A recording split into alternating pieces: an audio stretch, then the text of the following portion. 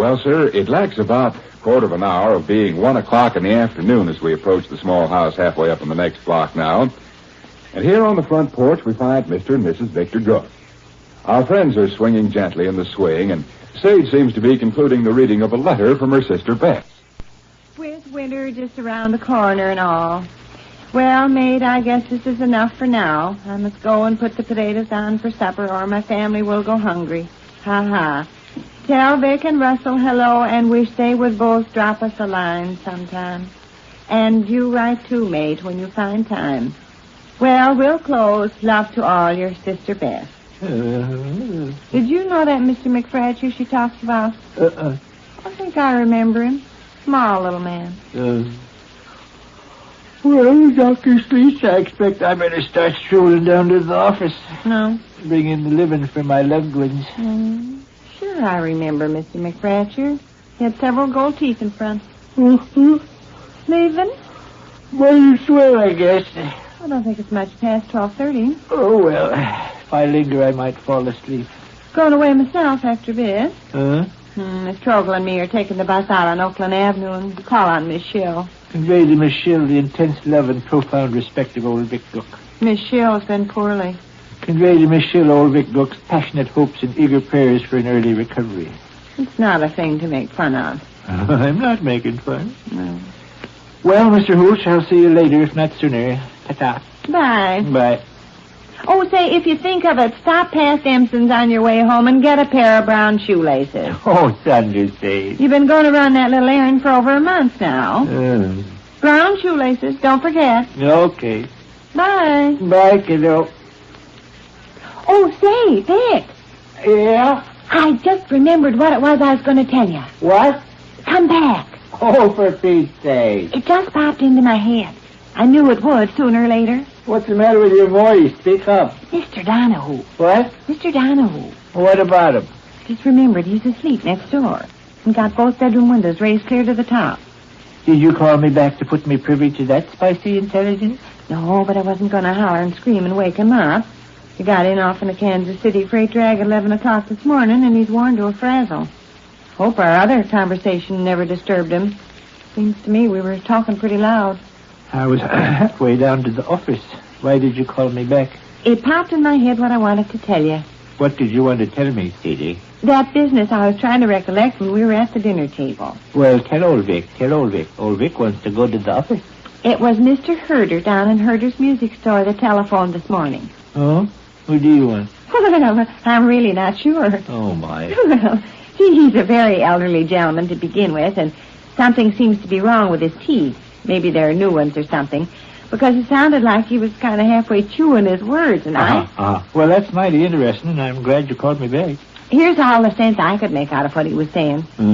Mr. V.R. Gook, or somebody speaking for V.R. Gook, called up his store a week or so ago and inquired about some musical do-funny that he didn't carry in stock.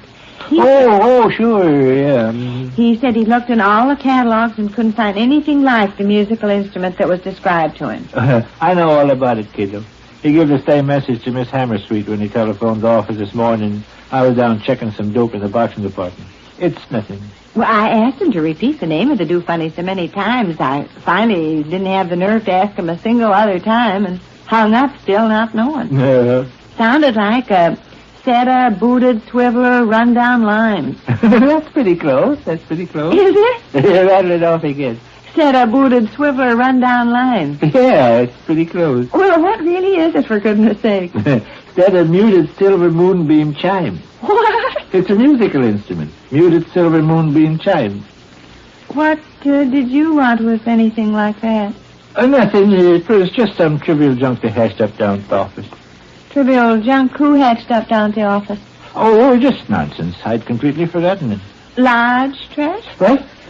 Why are you so excited and happy all of a sudden? Excited and happy? Oh, yes. I simply inquire if you've been thinking about buying a musical instrument in connection with some of your large trash, and you shout what at me with your eyes sparkling and your lip quivering as if somebody'd handed you $40. Oh, Thunder Sade, we're talking like halfwits. Well, look, I gotta beat it. You were looking for a musical instrument in connection with large trash? No, this was just office foolishness. I'd completely forgotten about it. Oh, yeah, speaking of the lodge, did my lodge magazine come this morning? You'd have seen it if it had. No, but sometimes I miss it. Your Lodge magazine come just last week. It's not time for it again for months. Oh, that's right. Well, hey, look at me loiter and stall here. I'll never get to work. Goodbye, Sadie. Come to think of it, Mr. Herder said it was a young lady did the inquiring. Young lady? Inquiring? About the muted silver moonbeam chime. Oh, that. Miss Hammersweet, huh? Miss Hammersweet, huh? Was it Miss Hammersweet who telephoned Herder's music store and asked after a set of muted silver moonbeam chimes? Oh, kiddo, what are you driving there? Oh, I don't know. See you, though.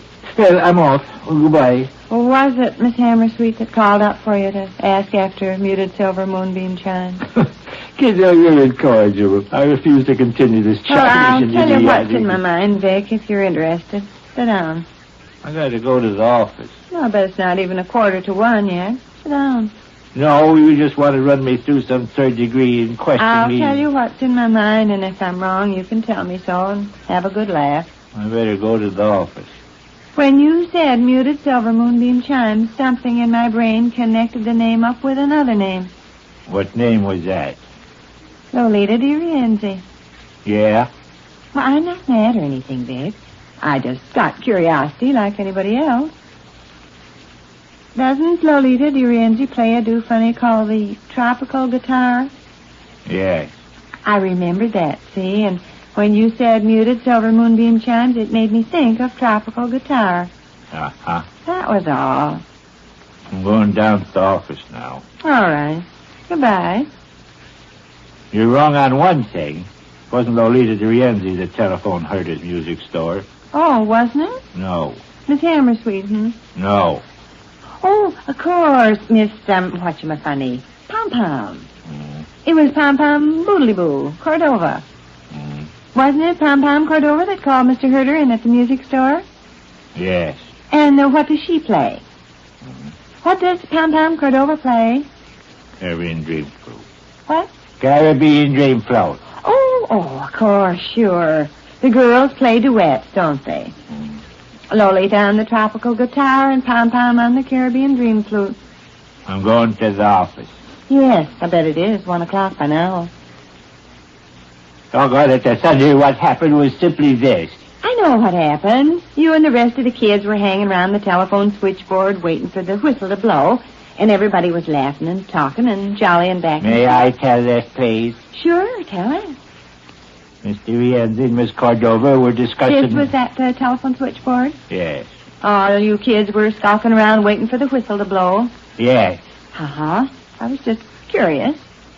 Mr. Rienzi and Miss Cordova got to discussing music like they often do, and one of them, in a spirited, jolly banter, said, Mr. Gook, why don't you learn to play? What? Mr. Gook, why don't you learn to play?